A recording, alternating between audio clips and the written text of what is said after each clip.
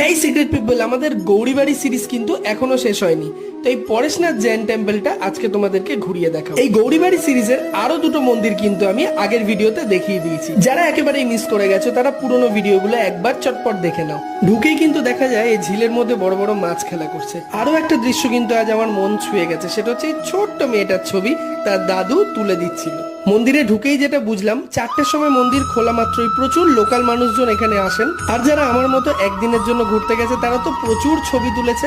যদিও মন্দিরের ভেতরে কিন্তু ছবি তোলা একেবারেই অ্যালাউ নয়, তবে আমার মনে হয় মন্দিরের ভেতরে গিয়ে সামনাসামনি মন্দিরটা দেখার অভিজ্ঞতা একদমই আলাদা হয়, যেটা আমার হয়। বাইরের পরিবেশের থেকে কিন্তু মন্দিরের ভেতরটা অনেকটাই শান্ত আর ঠান্ডা। এই মন্দিরটা দেখে মা কিন্তু খুব খুশি হয়েছিল, তারই সঙ্গে আমাদের পেটে একটু খিদেও জমে গিয়েছিল, যার জন্য আমরা হালকা টিফিন করতে এই গদার ফেমাস কচুরির দোকানটায় এসে গিয়েছিলাম, যেখানে 30 টাকা দামে মাত্র কচুরি বিক্রি হচ্ছিল। তোমরা কি কখনো গদার কচুরি খেয়েছো? আমাকে কমেন্ট করে অবশ্যই জানাও।